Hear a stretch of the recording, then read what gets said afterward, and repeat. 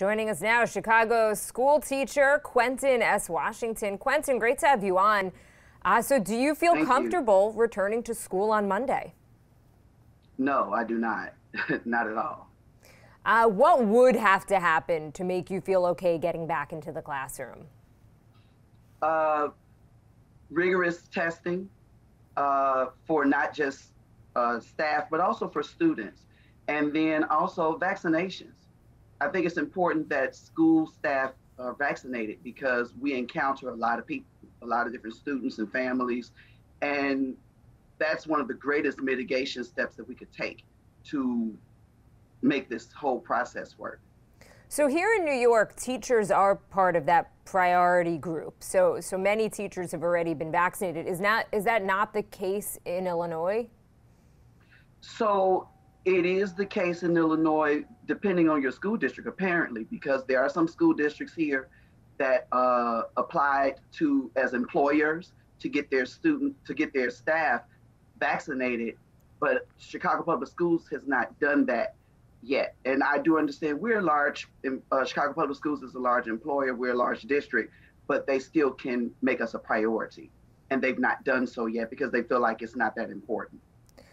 There is concern, of course, about what this is doing to students who are kind of stuck in the middle of this. It's been almost a year now that many students have been out of the classroom, and it's particularly having a negative impact on lower income students, especially because of technology issues. How can their needs best be met? Well, part of that is if the school district would invest in those technology needs, making sure that our students have the internet connections, making sure they have the devices that they need. That would help this tremendously.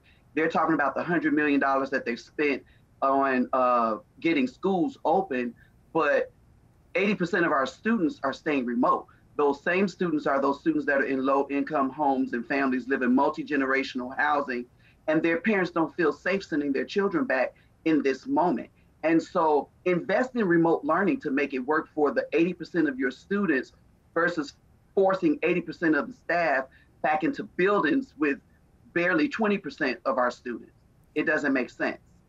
What do you teach? How old are your students? And I'm curious what you're hearing from them and their parents right now.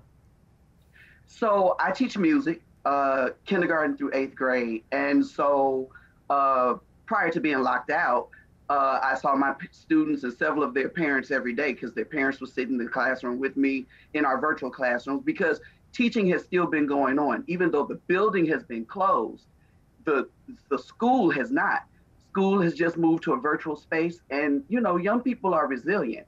They are growing up in a world where technology rules, and so they know how to make the adjustments, and we as educators can help to make the adjustments with them to make it as palatable for them in this season as possible. This is temporary. Nobody is saying that school needs to remain closed forever. Nobody is saying that we don't want to go back into our school buildings, but what we are saying is that it's important to do it safely and do it appropriately so that the people that matter most, which is our students, we want to make sure that they're safe, so that workers feel safe, so that families can remain safe. COVID has decimated communities, especially communities of color. And so we need to take every mitigating step that we can to make those communities feel safe. Short of the vaccine for teachers, is there a way that you see getting back into the classroom with certain safety measures in place? Is there something that would make you feel comfortable? Again, testing is a big deal for me. I don't understand people walking into the building and, you know, they haven't been tested. You know, I don't think you can get on an airplane these days without having a negative COVID test. Classrooms should be no exception. Ventilation should be exceptional. You know, a lot of the HEPA filters that they've brought for the schools, they don't necessarily work for our classrooms because they're too small for the square footage of the classrooms. And so it's those types of things that make teachers nervous. Are you prepared to strike if the mayor and the city votes to send you guys back?